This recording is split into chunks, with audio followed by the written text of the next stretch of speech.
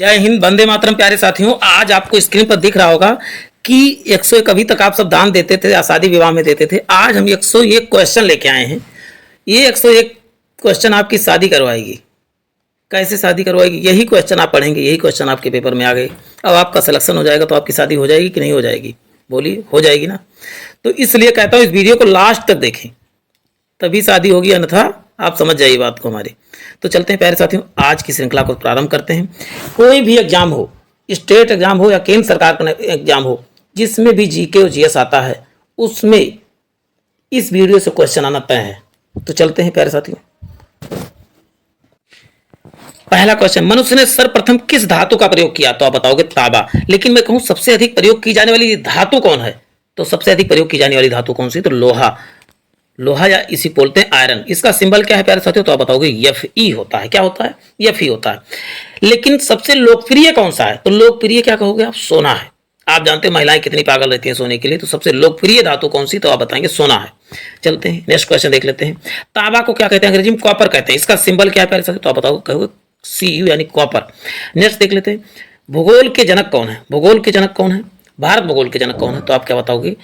Ptolemy है। वैसे कौन है भूगोल के जनक? तो बताओ इरेस्टोस्थनीज। एरोटोस्थनीज।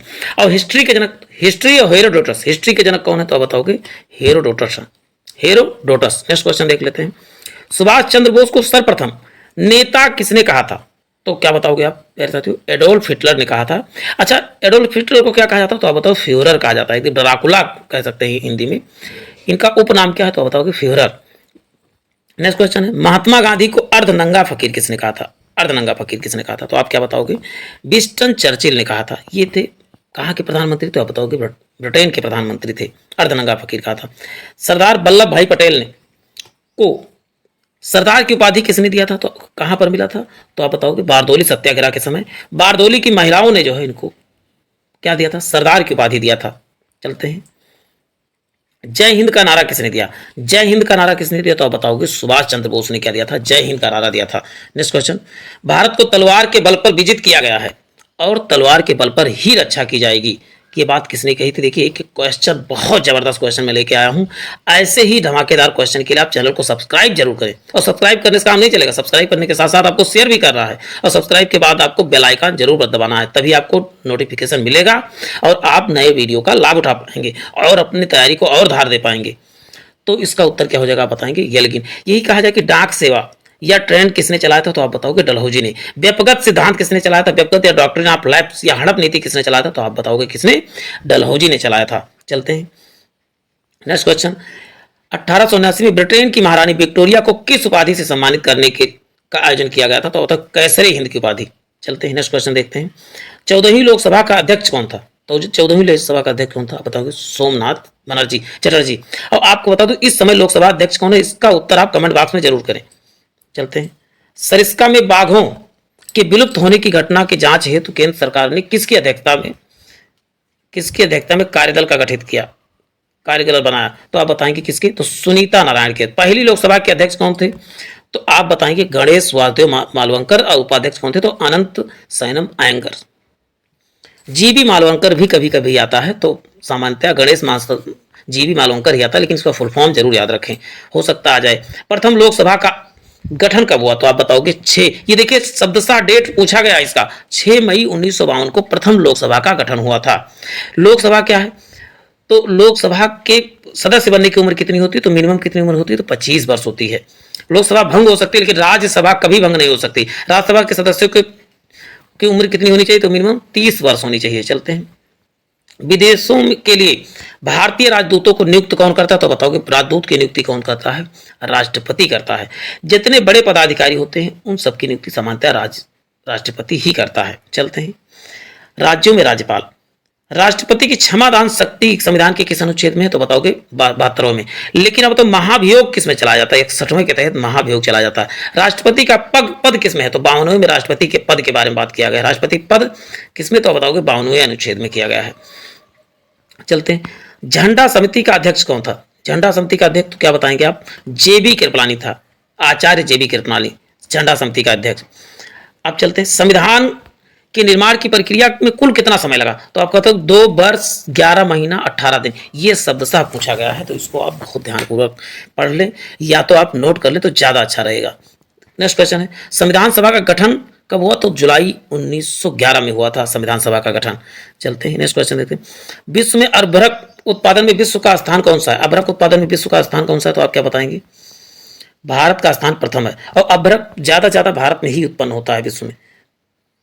अभ्रक को ही क्या कहते हैं? तो आप कहोगे माइका कहते हैं। क्या? माइका एक प्रकार का ये खनिज है।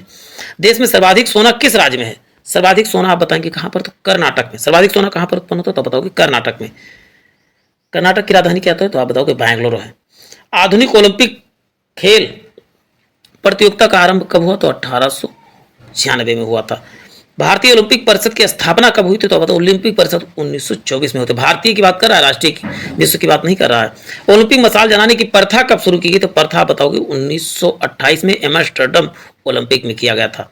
चलते हैं नेक्स्ट क्वेश्चन देख लेते हैं।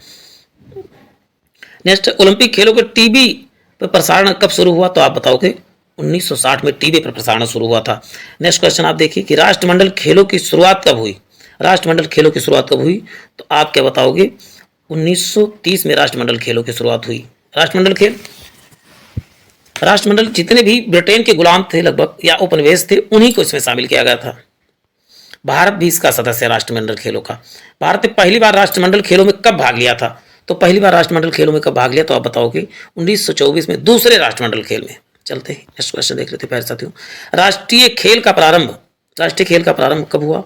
तो आप बताओगे 4 मार्च 1951 को दिल्ली में हुआ था। एशियाई खेल का प्रारंभ कब हुआ? तो 4 मार्च 1951 को नई दिल्ली। क्रिकेट खेल का जन्मदाता किसे माना जाता है? तो आप बताएंगे इंग्लैंड को। अब आपको बता दूं, इंग्लैंड एक बार जीता, वो भी मैच ड्रॉ हो गया था, तो इसको जीता मान लिया गया था। आज तक कभी सही से जीता नहीं है, जो जन्मदाता वही आज तक जीता नहीं। फुटबॉल खेल का जन्म कहां पर हुआ? तो प्यारे साथियों, जन्म कहां पर हुआ? तो फुटबॉल का भी क्रिकेट का भी कौन है? तो आप बताओगे इंग्लैंड या ब्रिटेन है। इसी को यूके भी कहा जाता है, यूनाइटेड किंगडम, लेकिन यूनाइटेड किंगडम के नाम पे कुछ नहीं बचा है, केवल स्कॉटलैंड बचा है। वॉलीबॉल का जन्म किस देश में को माना जाता है? वॉलीबॉल का भी जन्म जो है संयुक्त राज्य अमेरिका यानी यूएसए। चलते हैं नेक्स्ट क्वेश्चन देखते हैं। आधुनिक गोल्फ का सर्वप्रथम शुरुआत कहां पर हुआ था? तो आप बताओगे स्कॉटलैंड में। स्कॉटलैंड कहां पर है? तो ये भी यूके का एक औपनिवेशिक राज्य है। चलते हैं। अमेरिका का राष्ट्रीय खेल क्या है? अमेरिका का राष्ट्रीय खेल आप बताएंगे क्या है? तो आप बताएंगे बेसबॉल जो है अमेरिका का राष्ट्रीय खेल है। सांड युद्ध कौन से देश का राष्ट्रीय खेल है? ये बहुत फेमस है और बहुत बार परीक्षाओं में पूछा गया है, स्पेन के बारे में पूछा ही जाता है, तो आप इसको ध्यानपूर्वक देख लें। चीन का राष्ट्रीय खेल क्या है? चीन का राष्ट्रीय खेल क्या है? तो बताओ कि चीन का राष्ट्रीय खेल क्या है? तो बताओ टेबल टेनिस जो है चीन का राष्ट्रीय खेल है।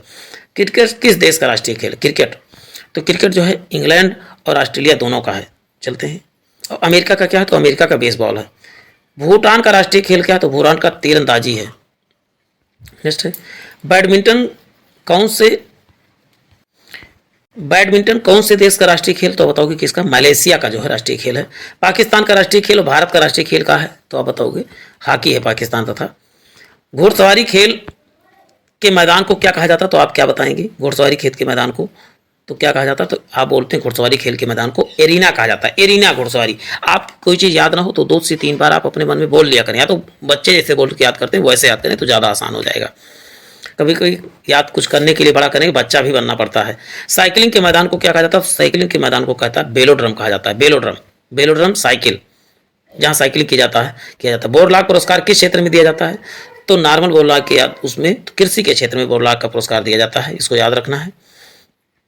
ब्याज सम्मान का संबंध किससे? तो ब्याज सम्मान किससे? तो आप बताओगे साहित्य के क्षेत्र से। नोबेल पुरस्कार किन क्षेत्रों में दिया जाता है? तो नोबेल पुरस्कार आप बता दो किस क्षेत्र में दिया जाता है? लगभग 6 क्षेत्रों में दिया जाता है। चिकित्सा, साहित्य, शांति, रसायन, भौतिकी और अर्थशास्त्र। अच्छा, भौतिकी में कब से दिया जाने लगा? तो आप बताओगे 1901 से, और 1969 से किस क्षेत्र में दिया जाता है? बताओ अर्थशास्त्र के क्षेत्र में दिया जाता है।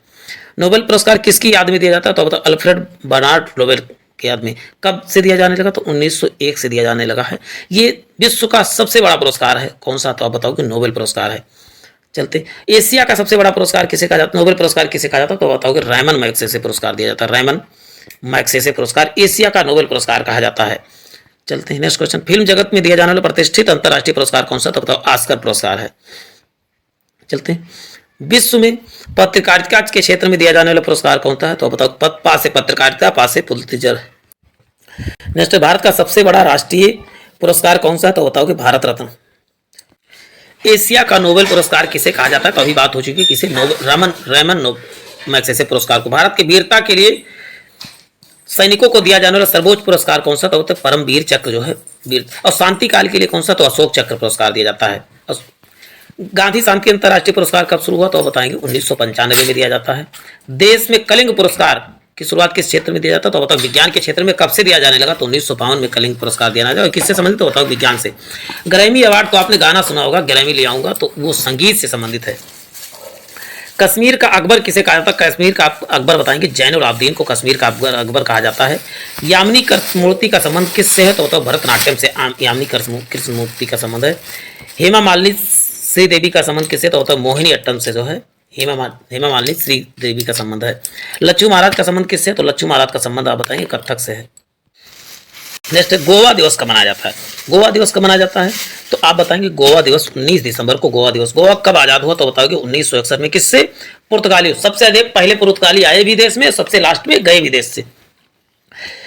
गुजरात एवं महाराष्ट्र दिवस कब मनाया जाता है? तो बताओ 1 मई को जो है गुजरात तथा महाराष्ट्र दिवस मनाया जाता है। नेक्स्ट क्वेश्चन है, जल सेना का प्रधान कौन सा होता है? तो बताओ एडमिरल जो है, एडमिरल जल सेना का प्रधान होता है। नेक्स्ट है, थल सेना का प्रधान कौन होता है? थल सेना का प्रधान आप बताएंगे जनरल। थल सेना का प्रधान जनरल होता है। भारत की संसद में किनसे मिलकर बनी है? तो राज्यसभा, लोकसभा, राष्ट्रपति से मिलकर बनी हुई है।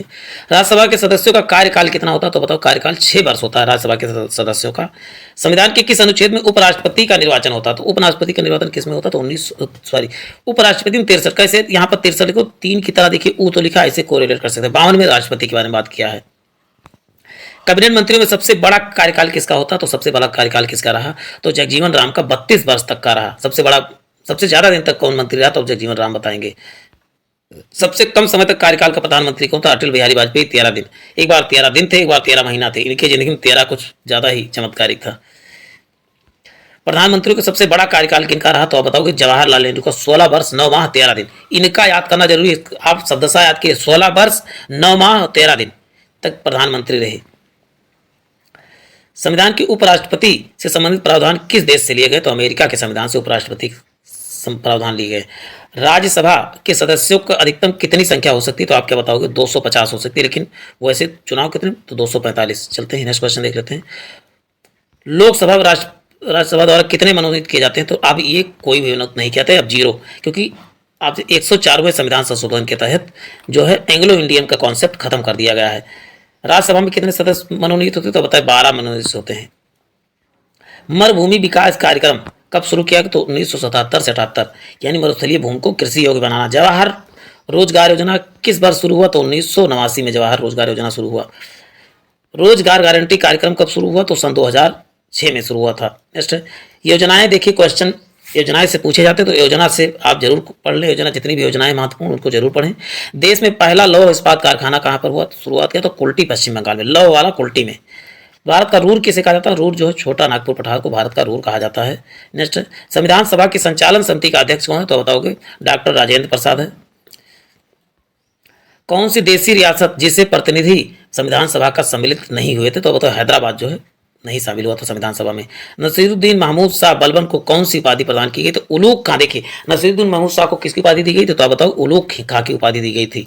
भारत का कौन सा शासक जिसने बगदाद के खलीफा से सुल्तान पद की वैधानिक स्वीकृति ली थी? तो बताओगे इल्तुतमिश ने। सर्वप्रथम फासिस्ट का उदय कब हुआ? फासिस्ट का उदय कब कहाँ पर हुआ? तो बताओ इटली में हुआ था।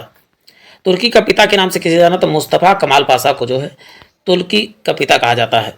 नेक्स्ट है रेड इंडियन। रेड इंडियन किसे कहा जाता? तो अमेरिका के वासियों को रेड इंडियन कहा जाता है। रेड इंडियन किसने कहा था? तो आप बताओगे कोलंबस पहली बार भारत का खोज करके निकला था, गया तो वहां पर देखा कि लाल लाल, और खोजने किसको निकला था? बताओगे इंडिया की खोज। तो उसको लगा मैं इंडिया आ गया हूँ, तो वहाँ के लोग रेड दिखते थे, उनको रेड इंडियन कह दिया था। तो रेड इंडियन किसने कहा था? तो आप बताओगे वास्को डी गामा ने। और नए दुनिया का नया देश किसे कहा जाता? तो आपको अमेरिका को कहा जाता है। किस एक्ट में लड़की के विवाह को 18 वर्ष निर्धारित किया गया था? तो बताइए 1930 में शारदा, 18 नहीं 14 वर्ष निर्धारित किया गया था। तो आप बताओगे शारदा एक्ट में जो है कहा गया था। राजा राम मोहन राय को राजा की उपाधि किसने प्रदान की? तो अकबर द्वितीय ने भी की थी।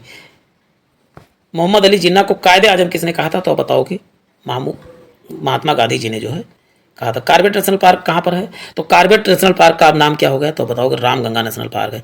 क्यों रामगंगा किया गया? क्योंकि रामगंगा नदी जो है कॉर्बेट नेशनल पार्क से ही होकर गुजरती है। इसके पहले इसका नाम क्या था? कॉर्बेट के पहले तो उसका नाम था हेली नेशनल पार्क था। कब बना था? तो 1936 में बना था। चलते हैं। महलों का शहर किसे कहा जाता है? महलों का शहर किसे कहते हैं? तो अब बताओ कोलकाता को महलों का शहर कहा जाता है। गंगा सागर परियोजना किस नदी पर स्थित है? तो अब बताओ चंबल नदी पर है गंगा सागर परियोजना। चलते हैं। अखबारी कागज बनाने का सरकारी कारखाना कहाँ? तो नेपानगर मध्य प्रदेश में जो है अखबारी कागज कहाँ बनते? तो बताओ नेपानगर मध्य प्रदेश। भारत में कागज बनाने का पहला कारखाना कहाँ खोला गया? तो बताएंगे ट्रंकवार में जो है पहला कागजी कारखाना खोला गया था। किसके वेतन का आयकर नहीं लगता है? तो बताए राष्ट्रपति के वेतन पर कोई भी आयकर नहीं लगता है। चलते हैं। मंत्रिपरिषद की सामूहिक रूप से किसके प्रति उत्तरदायी है? तो आप क्या बताएंगे? लोकसभा के ऊपर उत्तरदायी है। किस राष्ट्रपति के निर्वाचन के समय दूसरे चक्र की मतगणना करनी पड़ी थी? तो आप क्या बताएंगे? बीबी गिरी के समय जो है दूसरी चरण की मतगणना करने के बाद जो है बीबी गिरी राष्ट्रपति बने थे। नेक्स्ट है किस अनुच्छेद के तहत प्रधानमंत्री की नियुक्ति वर्णित है? तो आप बताओगे प्रधानमंत्री पास से 75 आप रिलेट करके याद कर सकते हैं। राज्यसभा के सदस्य की न्यूनतम उम्र सीमा कितनी होती है? कितनी न्यूनतम उम्र सीमा होती है? तो आप बताओगे राज्यसभा का 30 वर्ष और लोकसभा का कितना वर्ष? बताओगे 25 वर्ष होती है। वर्तमान में संघ सूची में कितने विषय हैं? तो संघ सूची में अब जो है 98 ना होके अब कितने हैं? 100 है। 100 बताएंगे आप। ठीक है। संघ सूची में कितने विषय? 100। वर्तमान में राज्य सूची में कितने विषय? तो राज्य सूची में कितने हैं? 62 है। वर्तमान में संघ समवर्ती सूची में कितनी है? समवर्ती सूची में 62 है। देखिए वहां पर राज्य सूची वाला वर्तमान में राज्य सूची में कितने विषय? तो ये 62 ना करके यहाँ पर 47 करे तो करेक्ट हो जाएगा। ठीक है। 62 गलत है। चलते हैं नेक्स्ट क्वेश्चन देख लेते हैं। रियासतों में भारत में सम्मिलित करने के लिए किस नेतृत्व में रियासी मंत्रालय का गठन बनाया गया था? तो आप बताओगे सरदार वल्लभ भाई पटेल के नेतृत्व में जो है रियासी मंत्रालय बनाया गया था। दिल्ली का राष्ट्रीय राजधानी क्षेत्र कब घोषित किया गया? तो किस अनुच्छेद के किस संविधान संशोधन के तहत? तो बताओगे 69वें संविधान संशोधन के तहत जो है किया। भारतीय संविधान का संसदात्मक प्रणाली एकल नागरिकता कहाँ से लिया गया? तो होता है ब्रिटेन में। जबकि अमेरिका में दोहरी नागरिकता लागू है, यानी एक राज्य का नागरिकता होता है, एक होता है केंद्र का नागरिक। नेक्स्ट है भारतीय संविधान की नीति निर्देशक तत्व किस देश से लिए गए? तो बताओ नीति निर्देशक तत्व आयरलैंड से लिए गए। प्यारे साथियों आज के लिए इतना ही। 101 क्वेश्चन आपने बहुत धैर्यतापूर्वक देखा। आपको अच्छा लगा होगा। तो अच्छा लगा तो वीडियो को लाइक करें, शेयर करें, सब्सक्राइब जरूर करें। सब्सक्राइब करने के साथ साथ बेल आइकन जरूर दबाएं। जय हिंद, जय भारत।